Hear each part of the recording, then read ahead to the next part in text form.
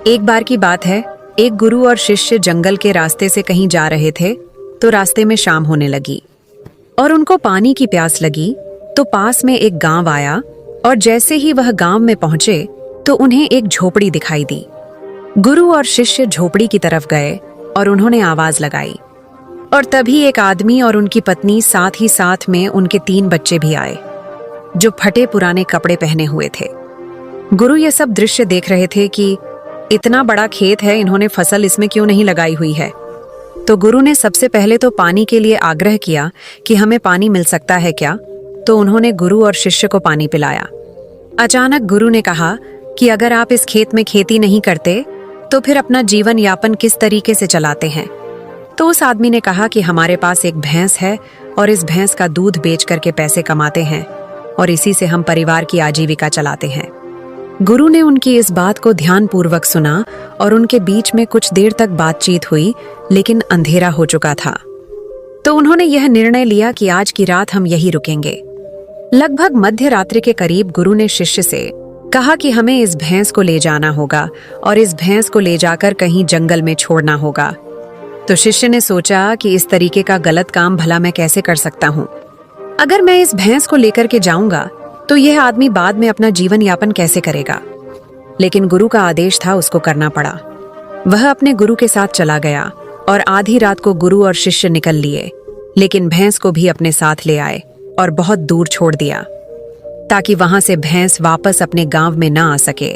तकरीबन 10 साल बाद जब वह शिष्य भी गुरु बन चुका था और दीक्षा देने का काम भी करने लगा था, तो उसने सोचा कि 10 साल पहले मुझसे जो गलती हुई थी, क्यों ना मैं आज उस गलती को सुधार लूं और मुझे उस आदमी के पास जाना चाहिए।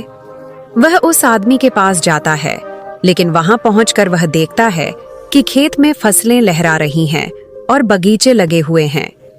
वह सोचता है कि शायद हो सकता है कि वह आदमी अपना घर-बार बेचकर, अपनी जमीन बेचकर शहर में कहीं चला गया हो। लेकिन तभी अचानक वह आदमी आया और उस गुरु को नमन करता है कि मैंने आपको पहचान लिया।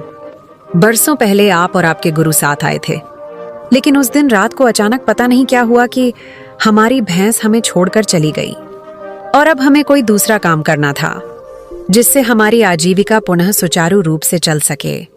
लेकिन हमारे पास कोई विकल्प नहीं था, तो मैं जंगल से लकड़ियां काट के लाता था और उसी से जीवन यापन करता था। मैंने बहुत मेहनत की, आम के बगीचे लगाए। धीरे धीरे आम के बगीचे से लोग आम खरीदने लगे और धीरे धीरे मेरा आम का बगीचा बड़ा होने लगा और मुझे अच्छे खासे फल और उनसे पैसे मिलने लगे और मेरा बिजनेस बढ़ता गया, मेरा काम बढ़ता गया। अंततः यह जो आप देख रहे हैं वह 10 सालों की मेहनत का नतीजा है। दोस्तों, इस कहानी से हमें यह शिक्षा मिलती है कि आपके जीवन में भी कोई ऐसी भैंस हो या फिर कुछ और जिसको आप नहीं छोड़ना चाहते हो और सिर्फ उसी से आप कमाई करना चाहते हो। जैसे कि उस आदमी को नहीं पता था कि उसके अंदर टैलेंट है, उसके अंदर इतनी क्षमता है, लेकिन गुरु ने उसका भाग्य बदल दिया।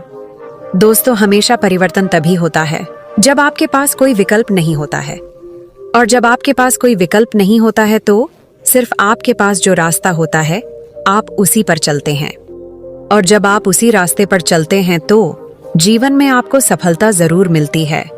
अंत में यही कहूंगा कि इस तरह की कहानियों को पढ़ते रहिए।